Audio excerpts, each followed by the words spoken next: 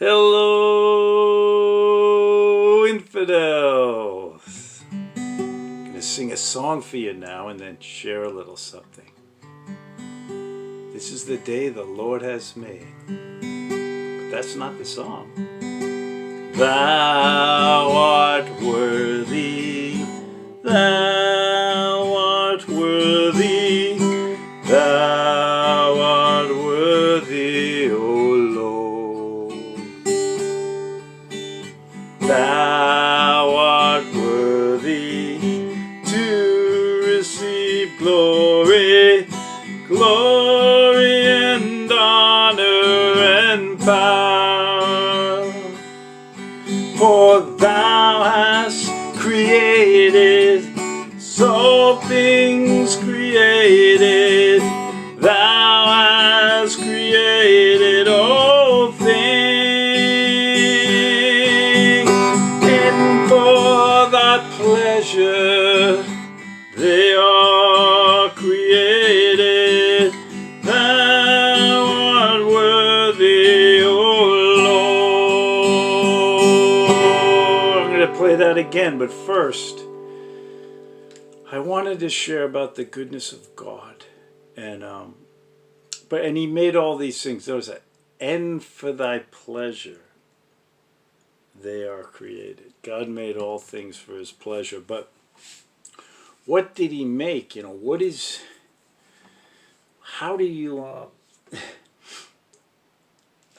reconcile the world? Well, I'm going to share about God being the Creator. Now, God is the only creator. Mankind can do a lot of things.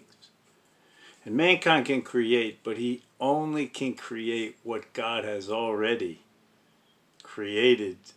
God created the world. He uses the things God already made. So he doesn't create something from nothing like God. And I think even Carl Sagan, the famous scientist, acknowledges that. I heard him say something about baking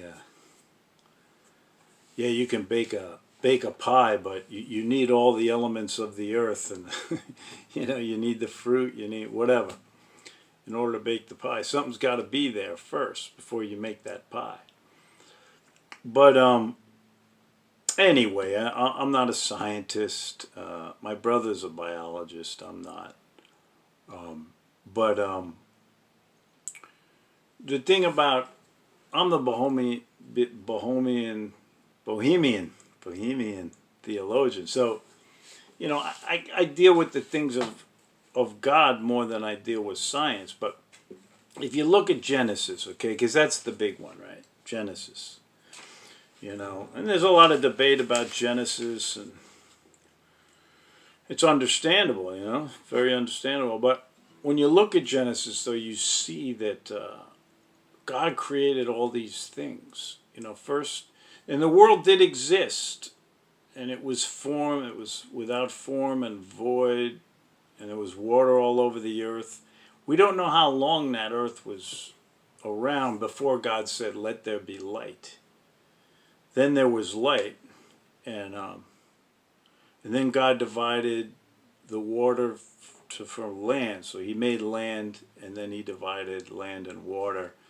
And then on another day, it's one of my favorite. It says God created the birds of the air, because we're big birders in my family. And like I said, I got the red-shouldered hawk nesting here. I've got a pair of doves nesting here. I get great horned owls at night in the big pine trees behind the house. I get scrub jays, mockingbirds, crows. These are my birds in the area that I love. God created the birds and all the earth. There was water, and then he put in the water all the teeming life in the water. It says that the verse, I don't know what verse, but birds of the air, and then the fish and all the teeming creatures of the sea in the ocean on that day. But before that, he divided the day by, with the sun, created the sun, And we know how to, if the sun's a little further away from the earth, there's big trouble. Maybe we freeze. If the sun's a little bit closer to the earth, maybe we burn up. But God hung that sun there. Now, at night, God was very generous. He divided the day and the night. And things go on differently than in the day and the night. People are running around, doing things, working, whatever, playing, having. But at night, things start to settle down, and it's a little bit of a different feeling, obviously. So at night, he made the beautiful stars so we can gaze at the stars. And then, of course, the moon. The moon is, we all love the moon. You know, the different, my mom calls me, every full moon I think she tries to call me. But what's nice is that crescent moon too. Then there's the half moon. I met a guy from New York, he said it's a Hudson moon. You know, the Hudson River, this guy Hudson came with a boat that looked like a half moon, so they call it a Hudson moon in New York. I'm originally from New York, in Long Island. And so God made the moon so we could see a little bit at night. And it can be dark, but we could still see with the stars on the moon. Not always, but a lot of times. And then, then he made the land creatures. And I was wondering yesterday, because I was driving around and I saw some, cattle on a hill. Beautiful cattle. And then I saw some white-tailed deers. I think they were white-tails. Beautiful white-tail running along this mountain on the side of this hill. But it's a huge hill. You could almost call it a mountain. And I thought, a human being can't do that. You could run, even if you're in the best shape possible, you can only run part of that hill. But those deer, they were there out in the middle of nowhere. And then all of a sudden they were gone. I was like, where did they go? But that's the power of those deer. They can move in and out of those mountains in those passes. And, God created all the land animals. But he does mention, I was going to read Genesis again. I got to get back to it. Because he says he made the cattle. I'm wondering, why does he say the cattle? There's elephants, there's the great apes. There's so many things he could have mentioned in Genesis. I think, I'm not exactly sure what, he could have mentioned raccoons, possums. But he mentioned something about cattle. And I'm wondering if he foresaw how important cattle would be to us in the future after the fall. Does anybody like a nice steak? I don't know. But really, cattle are probably one of our most cherished animal because, when push comes to shove, most of us, not all of us, but we love a nice steak. So I just wanted to share briefly here about God, and we shouldn't underestimate God. I don't want us to come at the, it's sad, at the end of our lives, and science is great, but leave theology. Just enjoy Genesis, what God made. Let the scientists figure it out. That's fine. But don't cheat yourself out of God being the creator. And I think we go too far sometimes, trying to prove stuff, but things are proven. Don't get me wrong. I respect science, and there's there's differing views, and there's room. It's a big tent.